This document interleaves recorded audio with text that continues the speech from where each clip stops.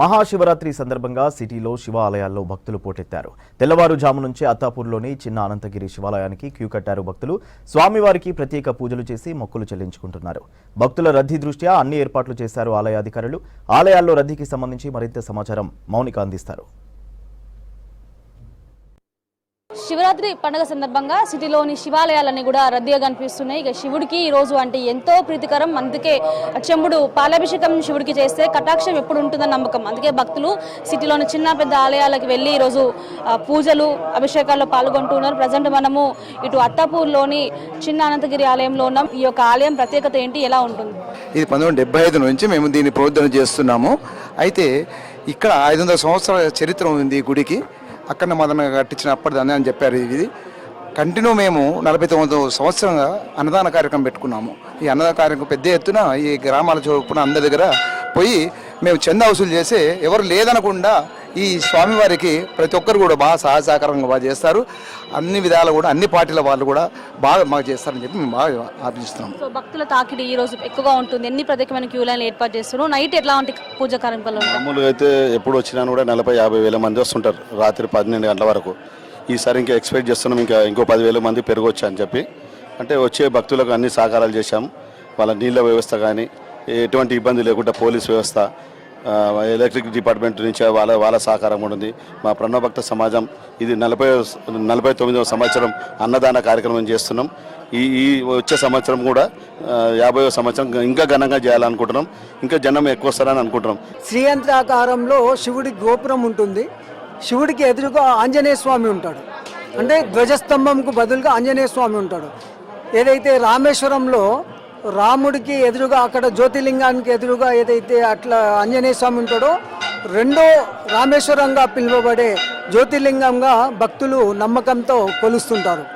మేము ఈ ప్రణభక్త సమాజం ఆధ్వర్యంలో ఈ ఘనంగా ఈ ఉత్సవాలను ఏర్పాట్లు లైన్లో కానీ, భక్తులకు మంచినీటి వ్యవస్థ కానీ, పోలీస్ వ్యవస్థ కానీ, అదేవిధంగా వాళ్ళు కూర్చోవడానికి సవలతులు కానీ, ఇక్కడనే అనేక సాంస్కృతిక కార్యక్రమాలు, భక్తి కార్యక్రమాలు, భజన కార్యక్రమాలు కూడా ఏర్పాటు చేయడం జరుగుతుంది.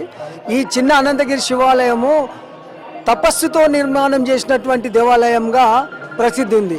ఎందుకంటే నార్త్ ఇండియా నుంచి, ఏదైతే ఉత్తర భారతదేశం నుంచి శ్రీశైలం వెళ్ళేటువంటి మహామునులు, ఋషులు వాళ్ళందరూ కూడా పోతూ ఇక్కడ ఆగేవాళ్ళట.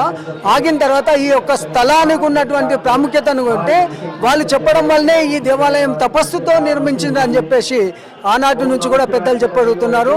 ఇటువంటి దేవాలయానికి ప్రతి సంవత్సరం కూడా భక్తులు అనేక విధాలుగా కోరికలు కోరుకుంటారు. వాళ్ళందరికీ కూడా కోరికలు తీర్చే కొలువై ఉన్నటువంటి ఉమామహేశ్వర స్వామి అని చెప్పేసి వాళ్ళందరూ కూడా నమ్ముతారు. అయ్యగారు మనతో మాట్లాడతాం. ముఖ్యంగా ఈరోజు శివరాత్రి, శివుడికి చాలా ప్రత్యేకమైన దినం. చెంబుడు అభిషేకం చేస్తే శివుడి కటాక్షం ఉంటుంది అంటుంటారు. సో పొద్దున నుంచి ఎలాంటి పూజలు జరిగాయి? ఈ యొక్క శివరాత్రి మహాశివరాత్రి అంటారు. ఈ మహాశివరాత్రి ఎలా అయిందంటే, మరి మనకు లింగోద్భవ జరిగిన కాలాన్నే మహాశివరాత్రి అంటారు. బ్రహ్మ విష్ణు మహేశ్వరులు ఇద్దరు కూడా పోటీగా కొట్లాడుతున్నప్పుడు శివుడు ఒక లింగాకారాన్ని ఉద్భవం చేసుకొని ఆ యొక్క అస్త్రాల్ని తన వశం చేసుకుంటారు.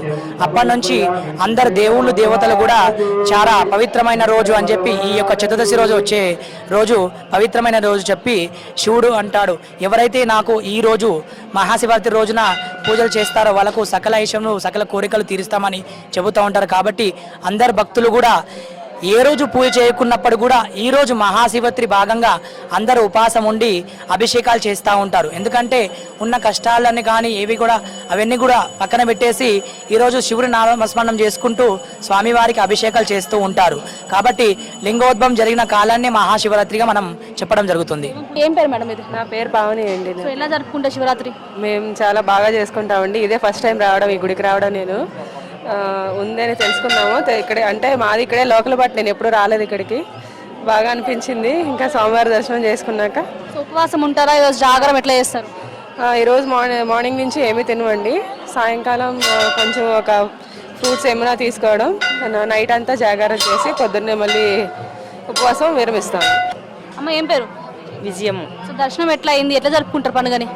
బాగా జరుపుకుంటున్నారు. బాగా అయింది దర్శనం. మేము కొద్దిసేపు అయింది, చాలా బాగా జరిగింది. ఎట్లా జరుపుకుంటారు? బాగానే జరుపుకుంటామండి. పూజలు చేస్తాము, జాగారాలు చేస్తాం, రాత్రి అంతా బాగానే చేస్తాం. ఈ ఆలయం ఎట్లా ఉంది? ఎట్లా ఉంది? బాగుంది. ఈ ఆలయం ఎప్పటి నుంచో వస్తున్నాం, ఎప్పటి నుంచో పూజలు జరుపుకుంటాం, ఎప్పటి నుంచో ఉంటాం. మేము ఎప్పటి నుంచో ఫ్యామిలీ పరంగా వస్తాం. ఇవాళ మా హస్బెండ్ రాలేరు, మేము ముగ్గురం, మా పాప మా బాబు, మేము వచ్చి